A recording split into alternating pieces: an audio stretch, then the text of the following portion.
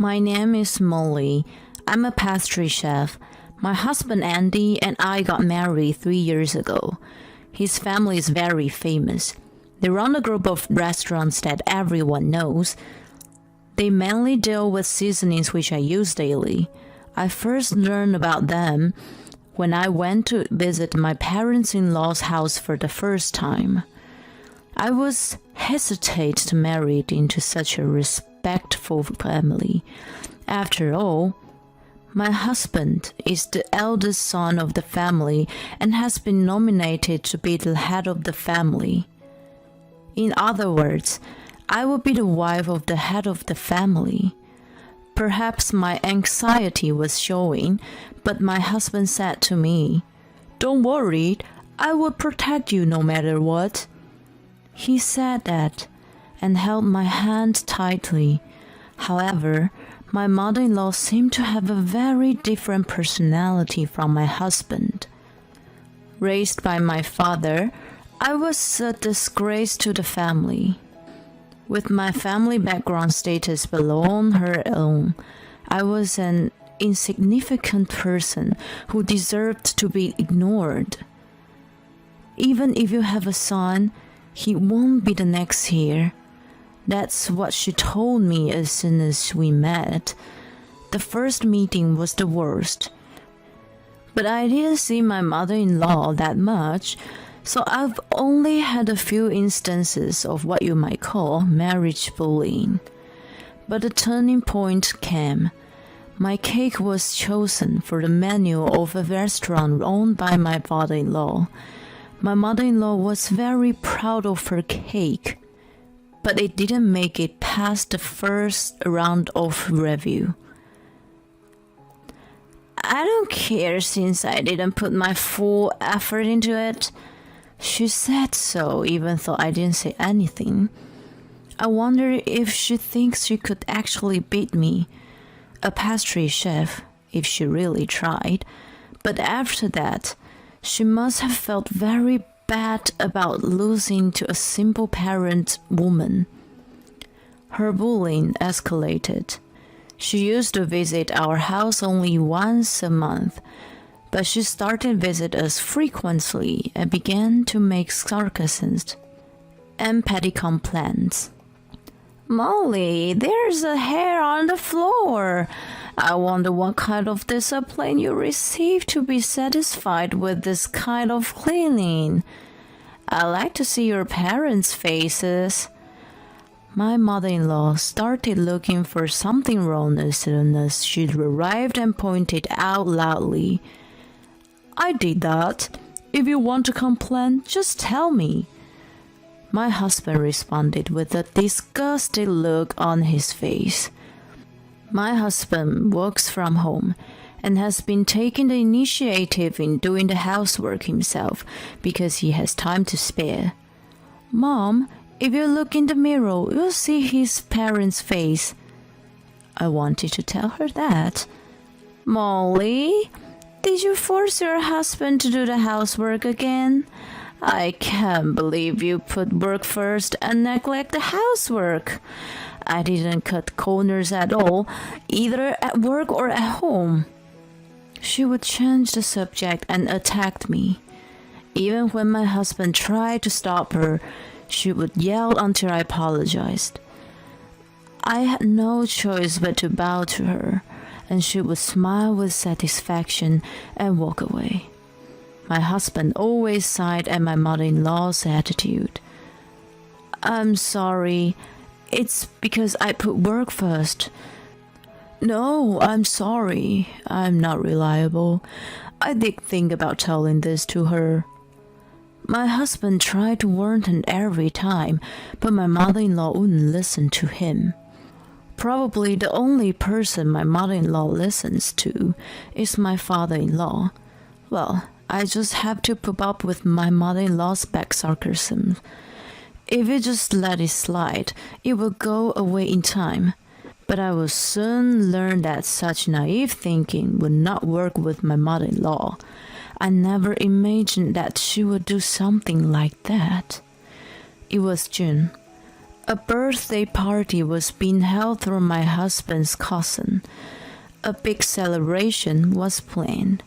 To my surprise, they were going to invite people from work besides the relatives. The party was to be held in the hall of a luxury hotel that could accommodate about 100 people. Well, from my husband's family, this is probably not a big deal. Besides, I hear that his cousin is quite beautiful. There must be quite a few men who would like to get close to her on this occasion. A few days after my husband informed me of this, I received a call from my mother-in-law. The main dish is to be made by the family. Decide who will make what. I see. So here's my suggestion, Molly. You're a pastry chef, so you must be good at cooking. That thing we had before, it was delicious. So why don't you cook that main dish?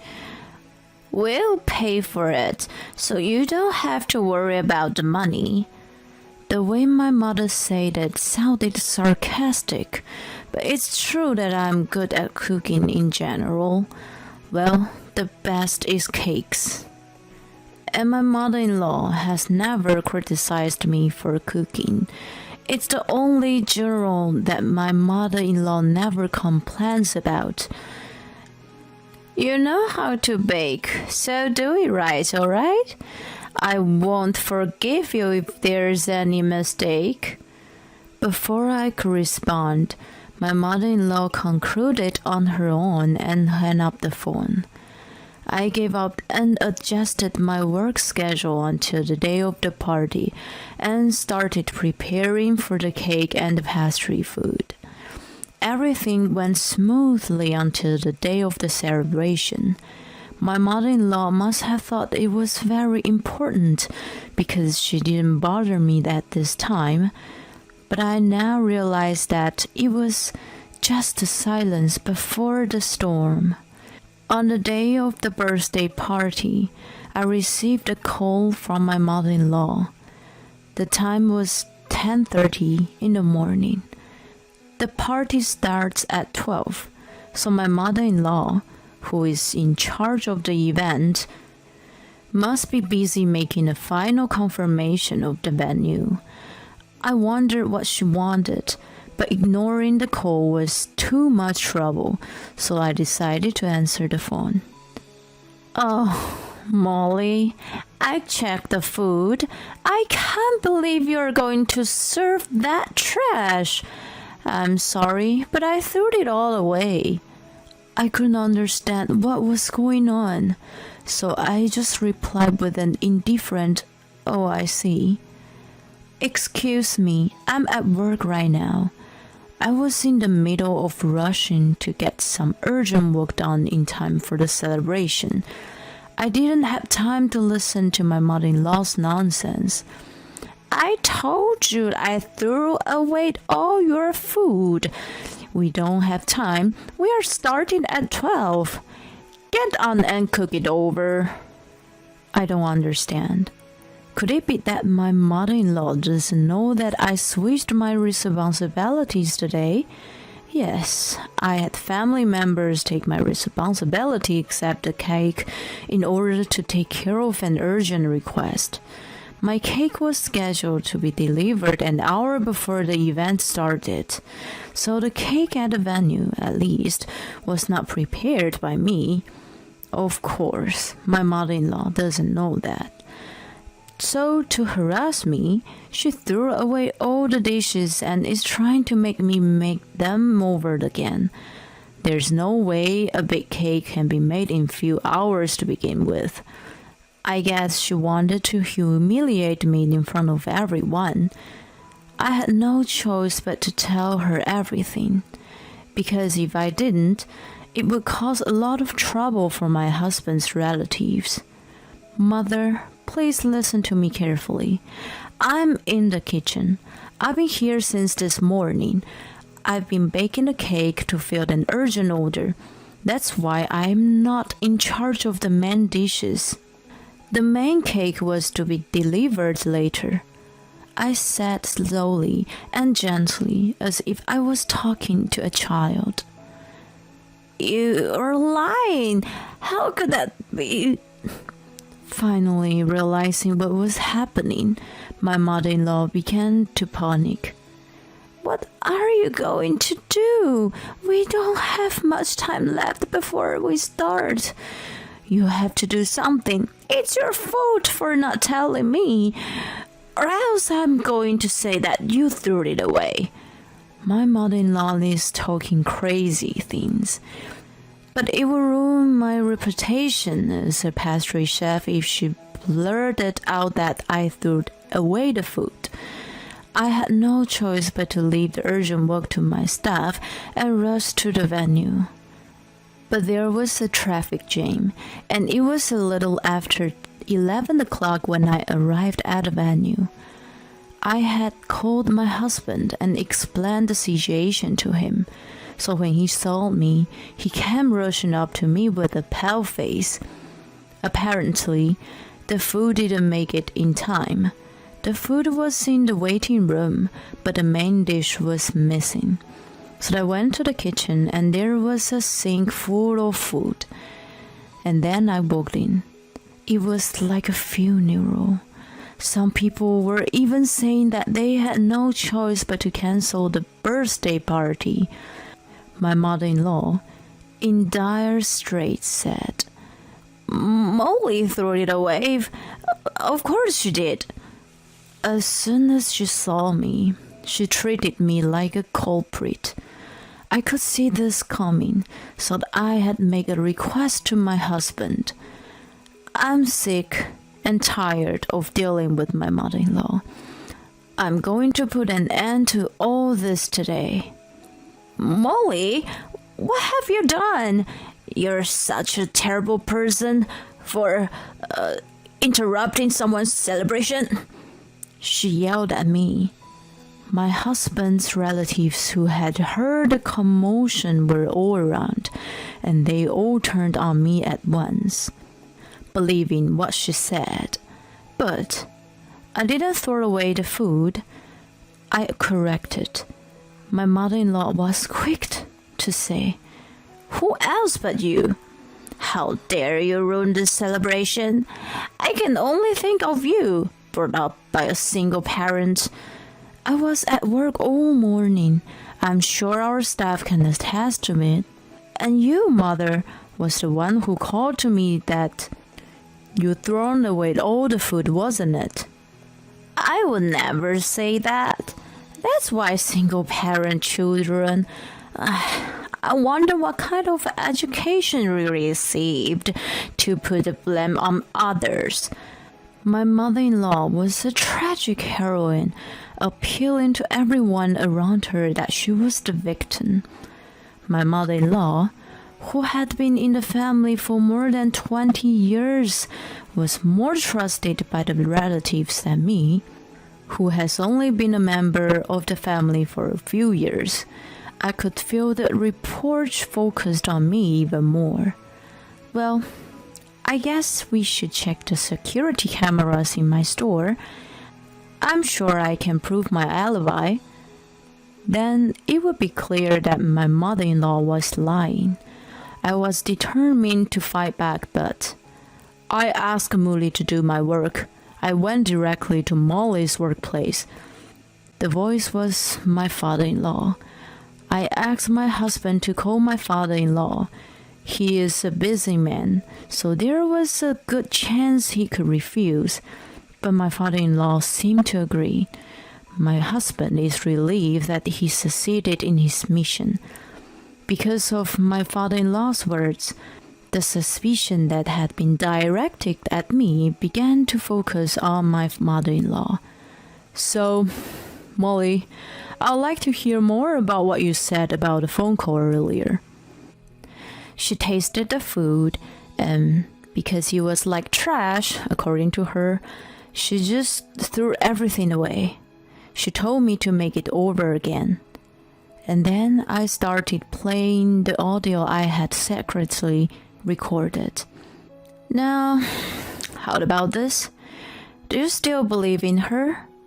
When I asked this question, my relatives began to apologize to me. Then I heard a voice crying out from among them. It was my cousin Sarah. In fact, Sarah was the one who took over cooking for me, in order for me to deal with the request that had come in the short notice.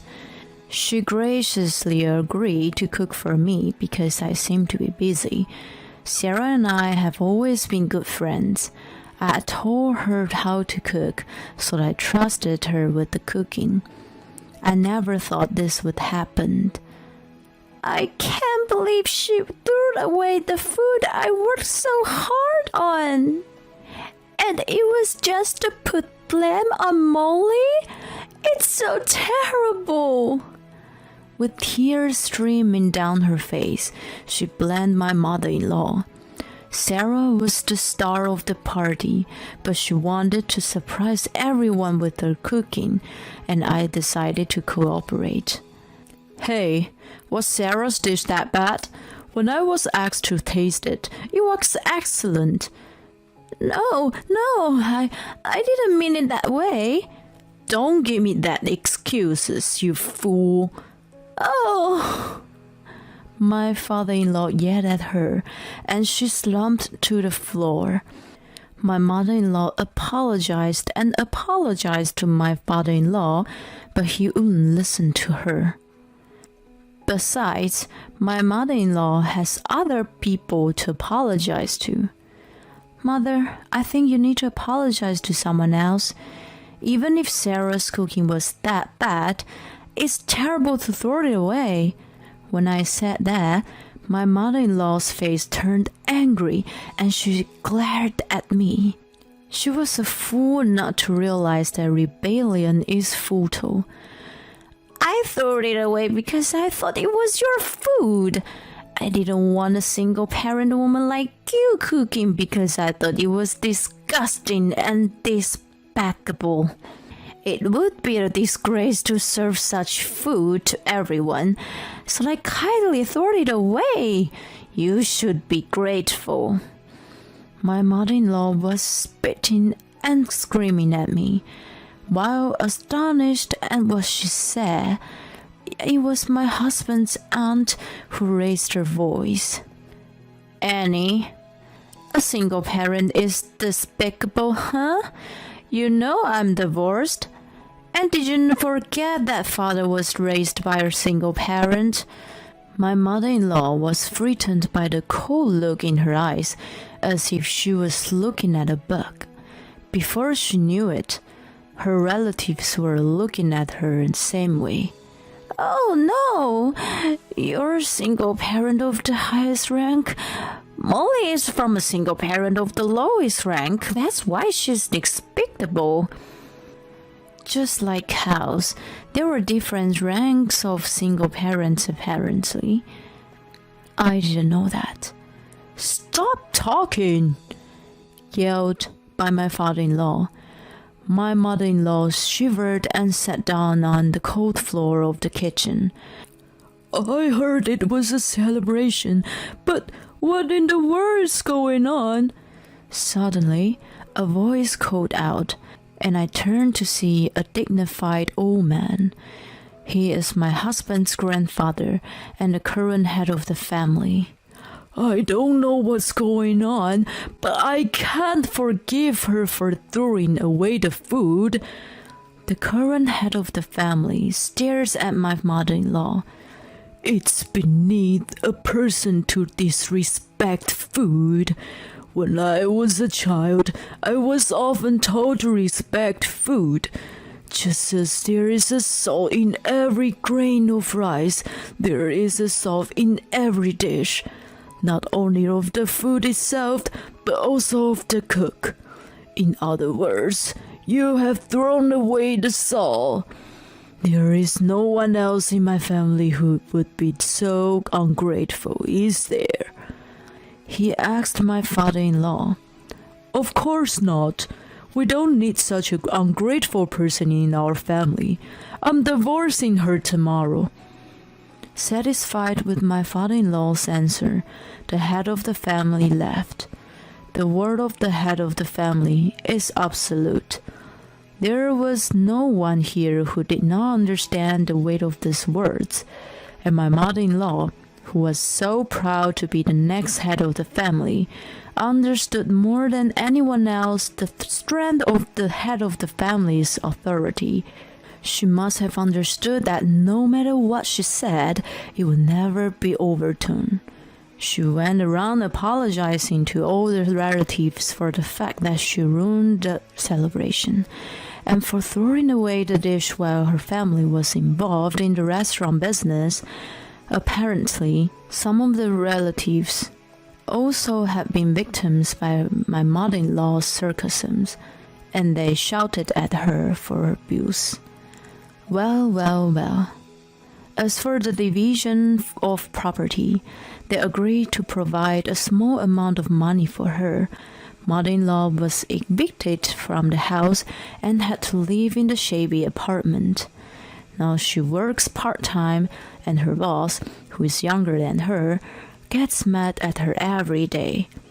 And now that I'm free from the stress of my mother-in-law, my work is going very well, and several of my cakes are now on the menu of my father-in-law's restaurant. They were so delicious that I ate too many and gained weight, my father-in-law said, smacking his glowing belly and laughing. A few months later, my belly got as big as my father-in-law. I didn't overeat. I was pregnant. I want to keep this happiness for the sake of my future child and my husband. With this vow, I continued to bake cakes to bring smiles to the faces of my customers. I decided to give the luxury car that you bought to my parents. What are you talking about? Mom and Dad are really happy. Wait a minute. Did you buy it with the intention of giving it to your mom and dad? Yes, that's right. No matter what you say, it's already bought. If you disobey me, I'll divorce you. What? Divorce? At that moment, something inside me that had been holding me back collapsed. If you disobey? Divorce? Who is saying that? Fine, I'm happy to do it. My name is Kathy. I'm a 37-year-old office worker. I live with my husband, Roger, and our daughter, Sarah, who just turned 7. Roger and I both work, so we don't have any trouble making a living. My daughter is growing up well. I'm happy in my own way, but it's not that I don't have complaints to Roger. Roger is the type of person who cares more about his parents than his own family. Of course, it's good that he cares about his family, but there were many things when he would prioritize his own parents and his own daughter. That's not a pleasant thing for me. Even when my daughter was being born, I called Roger at work and told him I was having labor pains. I asked him to come to the hospital because I was about to give birth. I'm sorry, I just got a call that my mom burned her finger, so I'm going to go by my parents' house, he said. I thought, how could he possibly be more worried about his mother's burn than his wife's delivery? And my mother-in-law's burns were caused by touching a pan that was on fire with her bare hands. She just got a small burn, and when she cooled it down under rolling water, it was fine. I couldn't believe my mother-in-law for calling her son for such a thing. And I also couldn't believe Roger rushed to her place in a panic for such a thing. Roger is hardworking and basically kind to me, but how he is to his parents really bothers me. Also, something like this happened. The day of my daughter's first birthday coincided with my in-laws' trip.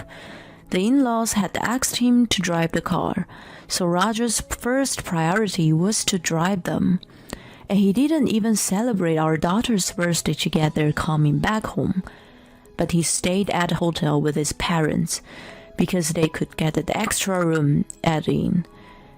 It was unbelievable that he would prioritize a trip with his parents over his own daughter's first birthday. I felt distrust towards Roger.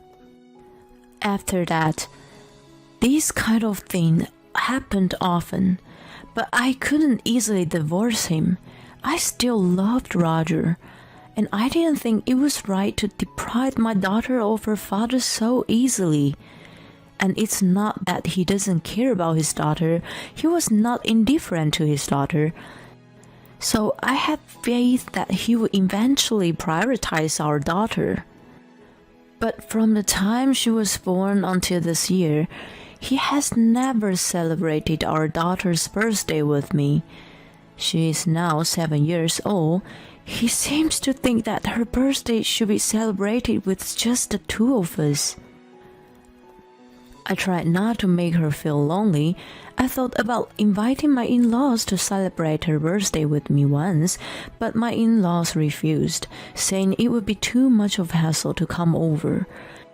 It's true that it takes about 2 hours by car to come to our place from my parents-in-law's house, but Roger always goes to see his parents without thinking of the distance as a hassle. But to say that it's hassle to come here, I think it's too selfish. And my mother-in-law is so selfish that he says he wanted me to have a boy in the first place. And she doesn't love our daughter at all. I told you that I want a boy, so why did you disobey me? I couldn't believe my ears when she said these words. I don't think you can choose the sex of your child, and I don't think it's that important to have a boy in the first place. It's not that Roger's family is a famous family. It's just that my mother-in-law is old-fashioned and insists on having a boy. The only reason Roger doesn't celebrate our daughter's birthday with us is partly because he's trying to please his mother. Roger is more concerned about his parents than anything else. He can't seem to disobey anything his mother says. When Roger took me to her New Year's family gathering at my parents-in-law's house, she said a lot of things to me. My mother-in-law seems to enjoy bullying me, not only about not having a boy, but she also picked on me about other things. Kathy, why can't you do things more quickly? Look, there's someone with an empty cup. Why don't you pour a drink? My mother-in-law used me like I was working in a brothel. She made fun of me in front of the relatives. My son is really great, but his wife is a disaster. Her job is just a simple office work. Entering data. I wonder how she can keep doing that and not get tired of it. I've told her many times that my job is not data entering but engineering. But my mother-in-law doesn't understand me at all. Besides, data entry is a great job too. I don't understand why she denies it. I'm sure she can see our daughter, but she ignores her. She gives New Year's gifts to other relatives' children, but not to our daughter. And I'm angry at Roger, who doesn't stop her at all. His daughter is being mistreated, and his wife is being mistreated like a fool. I don't know why he's laughing at what his mother says. He even says, "My wife is not good without me." He's trying to act cool in front of the relatives. I didn't want to deprive our daughter of her father, so I tried to be patient, but I gradually lost my love for Roger. Then one day, Roger asked me for a favor. "Actually, there's something I want to buy." "What is it?" "A car." "What? A car?" I was surprised. Roger was never interested in cars or anything like that. Why, all of a sudden? I just thought I could get a new one for a change. You know, I drive to my parents' house all the time, so I thought I'd like to freshen it up. We live close to a supermarket, and I don't drive that much. I'm not interested in cars, so I thought I'd leave it to Roger. Well, it's up to you. You're the main user of the car. Roger looked happy, and then continued with a slightly apologetic look on his face. Oh, here's the thing. I'll choose the car, and I'll allow you to pay for it. Roger wants a car for himself, but he can't afford to buy one himself. He wants me to pay for it. In fact, my salary supports the family's finances, and I don't expect Roger's salary to do so. When I was on maternity leave, Roger did not contribute his salary to the household, so I immediately resumed work right after giving birth. But I'm an engineer, so I talked to the company about allowing me to work remotely from home. I work while raising our daughter when she was little. I thought it was selfish of Roger, who spent his salary mainly on himself, to make me pay for a new car. But when he's in good mood, he often takes care of our daughter, so I decided to allow him to do so. Okay. You sure? Thank you. Roger was so happy that he started looking at catalogs and researching on the internet. I'm the one who pays for it, so I warned him though. Since there will only be 3 of us, it doesn't have to be a big car. Yeah, I know. Roger was just humming along my words. I didn't know if he was listening or not, and he went to the car store every now and then talked to the dealer. About 2 weeks later, Roger said he was going to buy the car. He took me to the store. Roger was so excited. I sat down and waited for him to tell me what to do. And here comes the dealer. Here's his car and the contract. I was surprised to see the car that the dealer had prepared for us. It was a large luxury minivan. Oh my god! Are we buying this? Oh yeah, it's nice. I'm really excited. Wait a minute. I don't think we need it at all. I mean, for the future, it's better to have something as big as this. Maybe we have another baby. Roger insists it is a good choice, but I was surprised to see that it's not what I imagined the car to be at all. Even if we do have another child, this car is too big for a family of 4.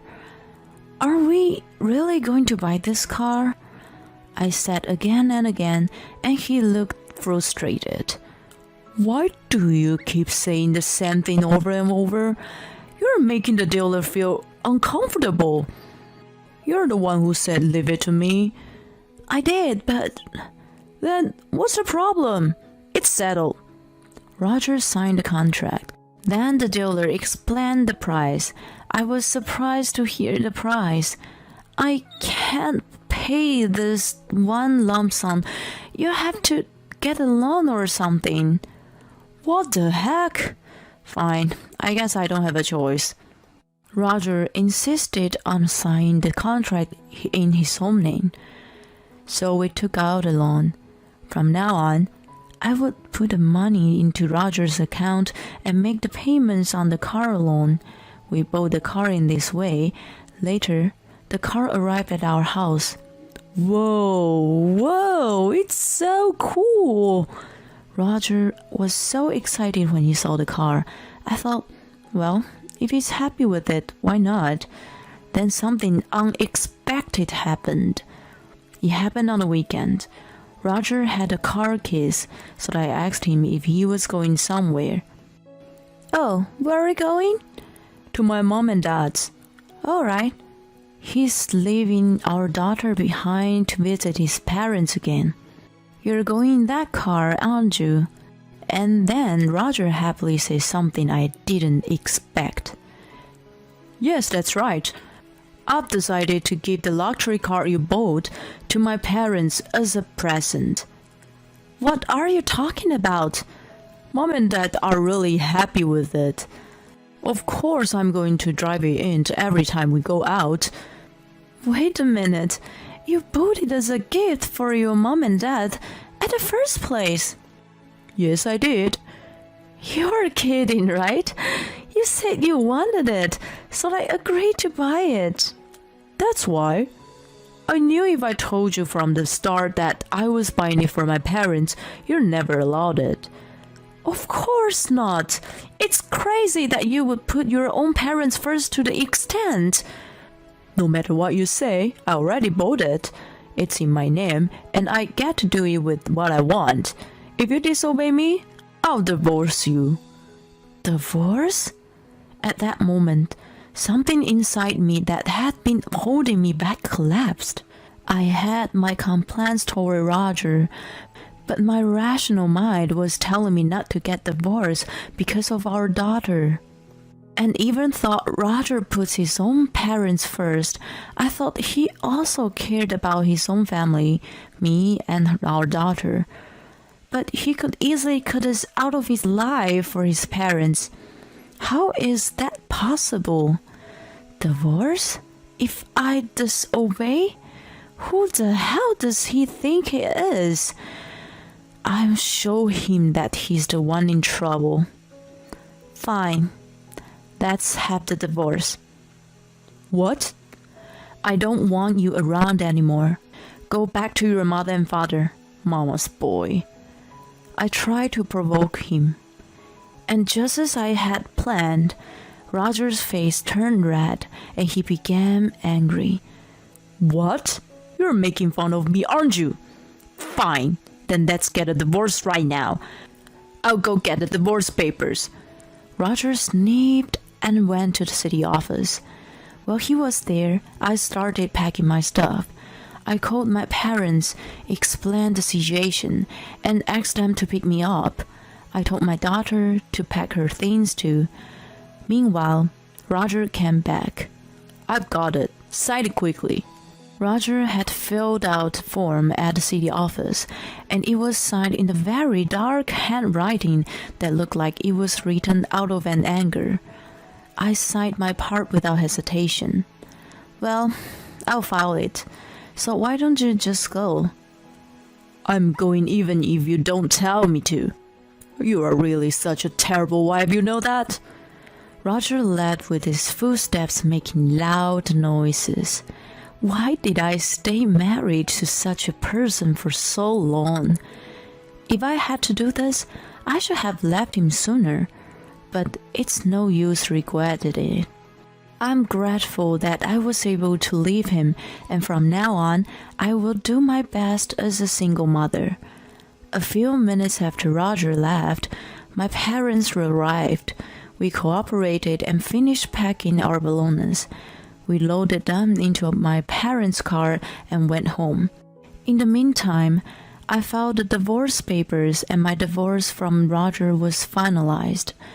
It was just a piece of paper. But when I filed the papers and realized that we were no longer officially married, I suddenly felt much lighter. Then I decided to look for a place for our daughter and I to live together. About a week after Roger and I divorced, I was at my parents' house when I saw the luxury car that Roger had purchased. I walked into my parents' house with our daughter. I saw my ex-husband and my ex-in-laws in the living room. My mother noticed me and took our daughter to the other room. I went to the living room. Roger was talking to me in a panic. Oh, Kathy, what's the insurance on that car? Roger started asking me very agitatedly. What's the matter with you? Why are you barging in our house like this? I said coldly, and my ex-parents raised their voices. We don't want to come here either. We came here because of circumstances beyond our control, didn't we? Why should I be yelled at? My father was quietly angry at my ex-in-laws for raising their voices. If that's the case, could you please leave? You're strangers to us now. We can call the police and have them kick you out. Then my ex-parents-in-law were frightened and became silent. Hey, Kathy, tell me, what's going on with the insurance payments? I couldn't help but sigh. Did you forget what you said when you signed the contract? You insisted that the papers be in your name. So you bought the car in your name and took out the loan in your name. You have to pay for the insurance yourself. My words made all of my ex-parents-in-law pale. Roger had made a choice to take a loss for the sake of his own pride. Well, I didn't want that car in the first place, so it's normal that he buys it in his own name. It's his fault that it turned out to be he to do the payments. Oh no. Apparently, Roger and his parents were so excited about their luxury car that they drove the car too fast and they drove it into a guardrail. And the front part of the car was broken.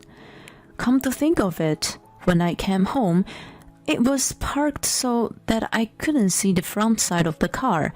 I didn't look at it properly, so they came to me, who was in charge of the payments, to ask about insurance. The car is owned by the loan company, so it would have to be fixed soon. And since they don't have insurance, they are responsible for the entire cost, and they would have to pay for the guardrail too. I wonder how much it would cost to repair a luxury car. I'm sure it's going to be expensive. In the end, the ex-husband and his parents returned the car and were charged a large amount of money for the repairs.